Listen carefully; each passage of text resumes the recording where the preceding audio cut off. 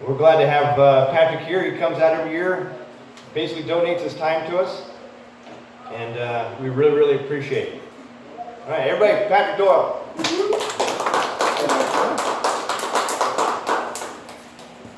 Thank you, crowd here, everybody here. I need to thank Preston Castle for having me back for the third year in a row.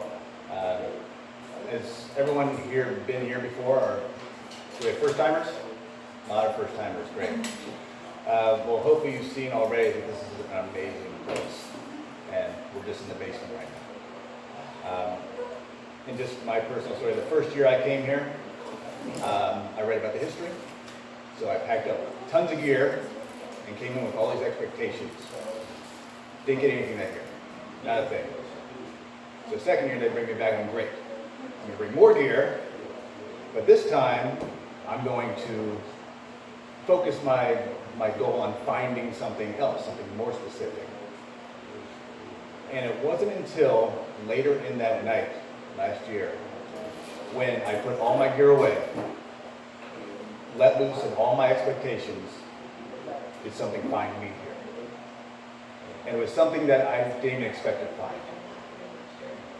And I bring this up because the Preston Castle is such an amazing and special place. And I saw too many people sitting in circles staring at devices when things are happening all around us in this place at every moment. You just need to open yourself up. And for me, this is all the gear I brought this year. I brought a flashlight and a voice recorder. The only other piece of gear I need is my mind, and just for it to be open to everything that's going on here. Last night, this place was hopping. So if you're here for the investigation tonight, hopefully it'll be just as hot. We had interactions with like half dozen spirits just in this area alone.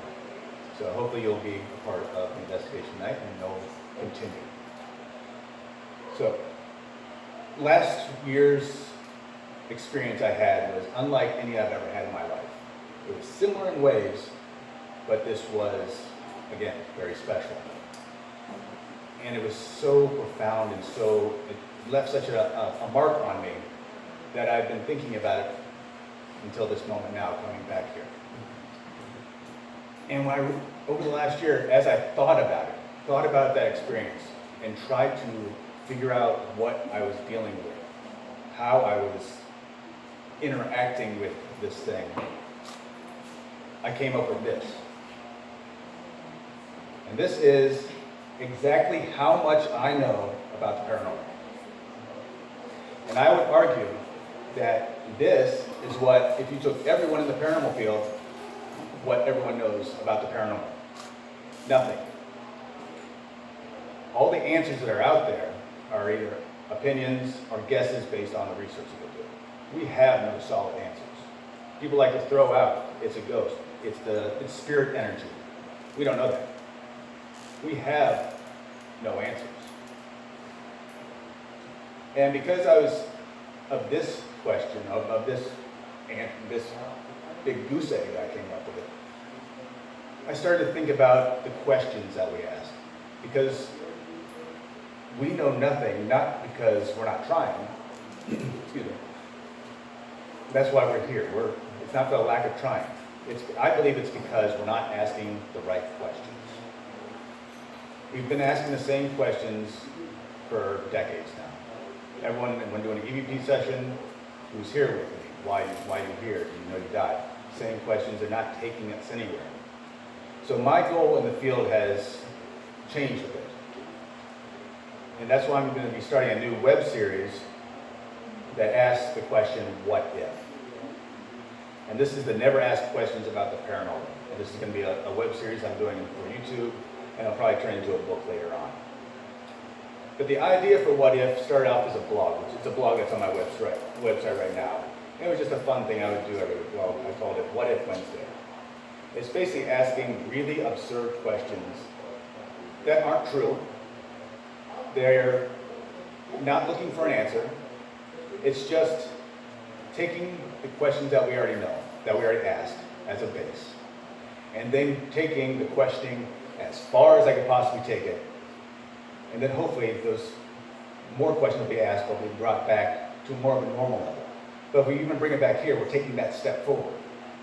So I feel we go as far as possible and then bring it back. So I'm going to ask some really crazy questions in this series I do. And I'm not putting it out there looking for answers.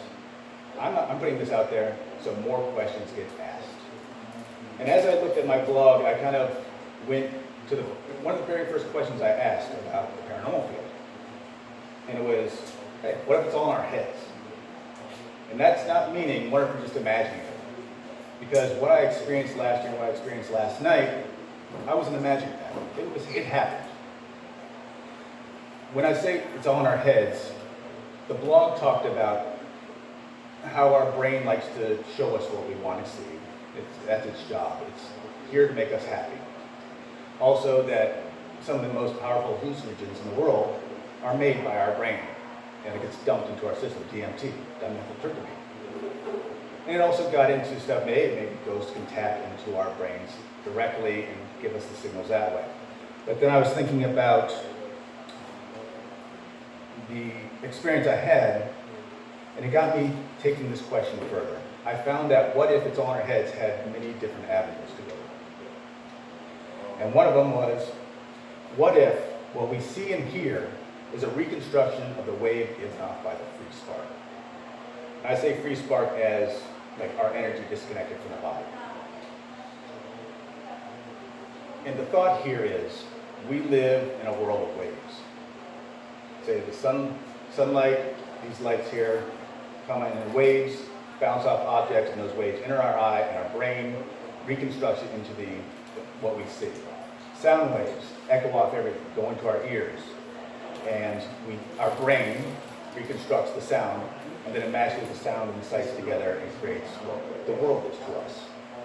So my thought was here, what if that free spark's energy, which is giving off a wave, and it's a wave that our senses can't translate. Our eyes can't translate that wave. Our ears can't translate that wave.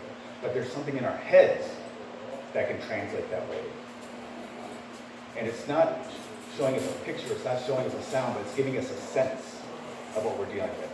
And when I thought about that, that's what I was experiencing last year. I did not see the figure. I did not hear his voice. But I knew he was there. I knew he was making contact with me. And I knew so many different things. But it was in my head. And this really opened up a lot of new questions to me. And a lot about just the world itself.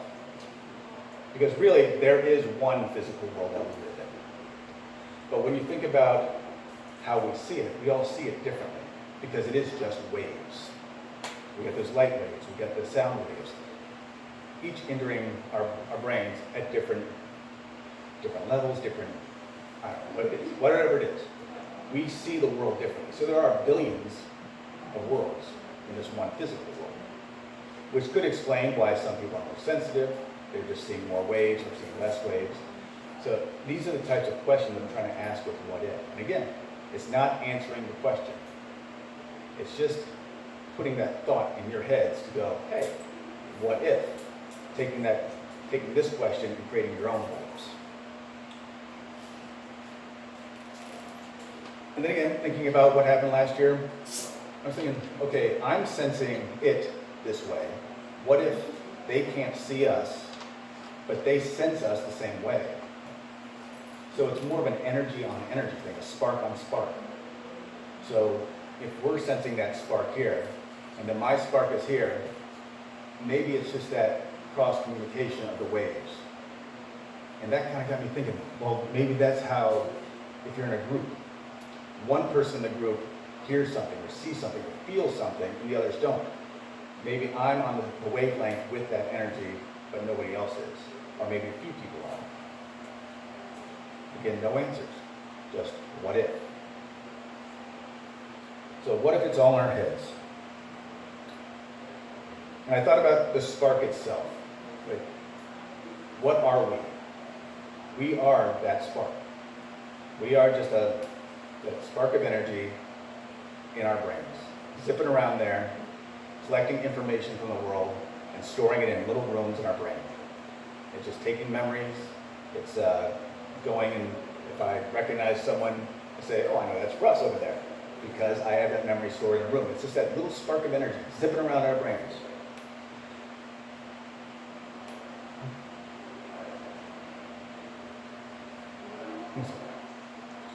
So that's asking the question, what if we were just a simple spark existing in a house with many rooms, our minds? And we don't know what our consciousness is. The human brain has not even been mapped yet. There's so much going on up there we don't even know about. So it's nice to think that we are more than just a little bit of energy zipping around these bodies that we're riding around in.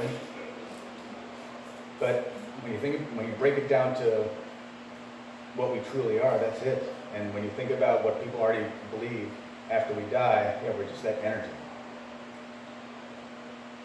But in this room where we're zipping around, we're saving memories, we're putting thoughts are being generated, and we're retrieving things. It made me think, what if who we are is defined by moments, those moments and emotions that we experience? And I'll take this to a personal level. When I was first thinking about going to college in my 20s, I was a late bloomer there, I had a choice. I was going to go to San Francisco or LA for college, and I chose San Francisco. And when I went to San Francisco, I met the friends that I have now. I had all these experiences, all these emotions, relationships that made me who I am today. But what if I went to LA? Whole new set of friends, whole new emotions, experiences, all that, relationships. I would be a completely different person right now. The spark that's in me right now would still be the base, but shaped into a whole different person. Someone who I wouldn't even recognize right now.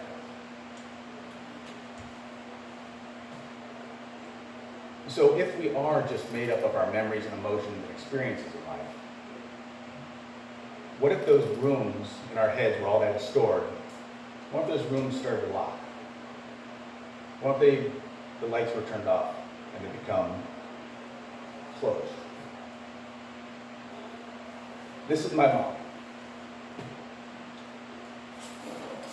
At 54 years old, she was diagnosed with Alzheimer's. And for 12 years, those doors closed and locked.